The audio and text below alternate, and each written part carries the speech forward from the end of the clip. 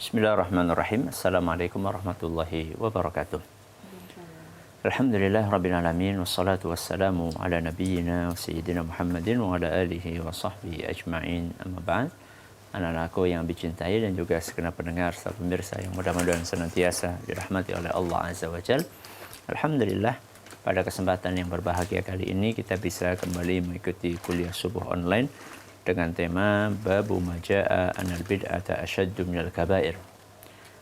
Bab tentang bid'ah lebih berat daripada dosa besar. Kita sudah bawakan 2 dalil. Kali ini kita akan masuki dalil yang ketiga. Silahkan dibuka yang punya kitabnya di halaman 34. Ya, sudah ketemu? Di halaman 34 bagian atas. Yaitu firman Allah Subhanahu wa taala, liyahmilu awzarahum kamilatan yawmal qiyamah wa min awzaril ladzina yudhillunahum bighairi ilm ala sa'a ma yazirun. Yaitu firman Allah Subhanahu wa taala supaya mereka menanggung dosa-dosa mereka secara sempurna pada hari kiamat dan juga memikul dosa orang-orang yang mereka sesatkan tanpa ilmu. Ketahuilah amat buruk sekali apa yang mereka pikul itu. Al-Quran surat An-Nahl, yaitu surat nomor 16 ayat 25. Ayat ini memberikan gambaran tentang betapa mengerikannya orang-orang yang memberi contoh bid'ah kepada orang lain. Orang-orang yang memberi contoh sesuatu yang buruk bagi orang lain. Kenapa mengerikan?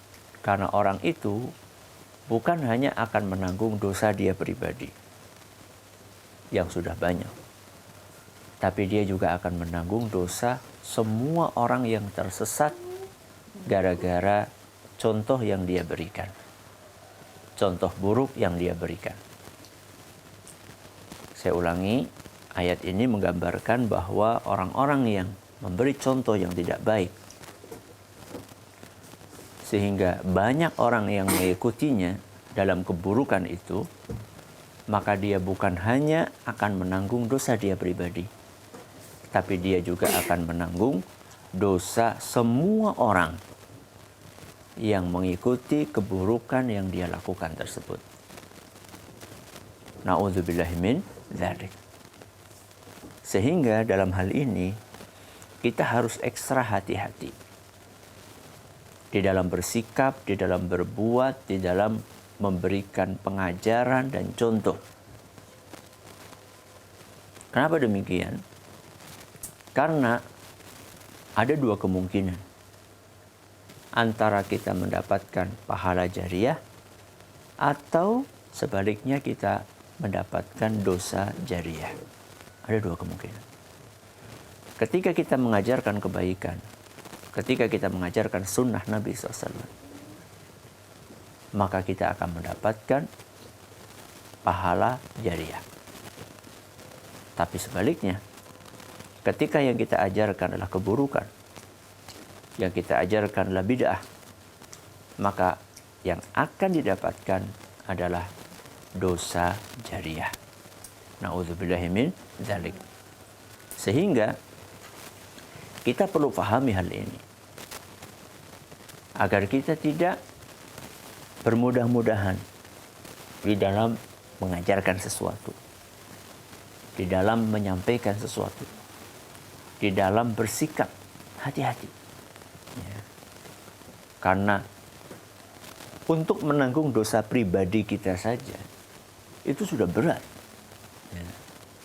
Kita tidak terhitung berbuat dosa dalam sehari. Ya. Baik itu dosa kita dengan Allah Subhanahu wa taala maupun dosa kita terhadap sesama kita, sesama manusia. Dosa kita kepada Allah Subhanahu wa taala.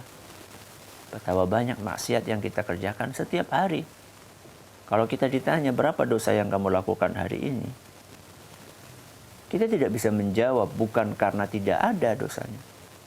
Bukan karena tidak bisa dihitung karena saking sedikitnya, bukan. Tapi karena saking banyaknya. Ya. Belum lagi dosa kita dengan sesama kita. Dosa kita dengan orang tua kita, ya, dengan ayah kita, dengan ibu kita, dosa kita dengan kakak kita, dosa kita dengan ibu, dengan adik kita.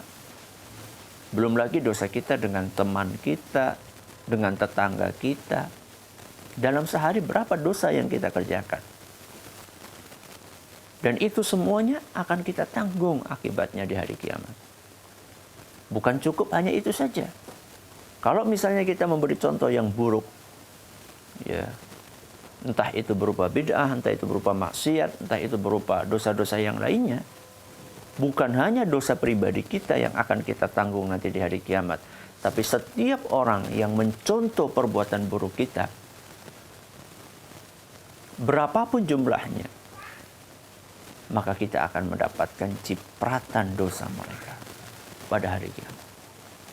Na'udzubillahi min dzalik. Sehingga ayat ini, yaitu surat An-Nahl ayat 25, ini memberikan peringatan keras bagi siapapun yang sering mencontohkan keburukan, termasuk di dalamnya bid'ah. Ya. Bukan hanya mencontohkan, mengajarkan, termasuk juga nge-share. Ya, sebagaimana yang kemarin saya sampaikan. Ya, media sosial di zaman ini itu sangat berpotensi untuk kebaikan. Ya. Begitu cepat kita bisa nge-share info tentang pengajian. Ya.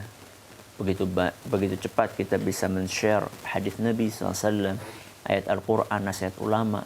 Tapi di waktu yang sama, seringkali semangat untuk berbagi kepada orang lain itu tidak dilandasi dengan ilmu. Kita dapat artikel, kita dapat cuplikan video, kita dapat cuplikan kajian, ya, tanpa diverifikasi, tanpa ditanyakan, tahu-tahu langsung di-share, disebar di grup. Ya. Ternyata amalan yang di-share itu gak ada contohnya dari Nabi SAW. Ternyata itulah bid'ah. Padahal sudah terlanjur banyak orang yang membaca. Bukan hanya membaca, kemudian meyakini lalu mengamalkan. Maka Anda yang nge-share tanpa ilmu, Anda akan mendapatkan dosa sebanyak orang yang mengamalkan perbuatan yang tidak ada tuntunannya itu. Sehingga hati-hatilah dalam menyebarkan sesuatu, dalam men-share sesuatu, dalam berbuat sesuatu, hati-hati. Jangan sampai tanpa disengaja atau bahkan disengaja kita telah menyebarkan sebuah penyimpangan melalui dunia maya maupun dunia nyata. Mudah-mudahan yang sedikit ini bermanfaat. Kita akhiri dengan doa kafaratul majlis. Subhanakallahumma wa bihamdika asyhadu an la ilaha illa anta astaghfiruka wa atubu ilaik. Assalamualaikum warahmatullahi wabarakatuh.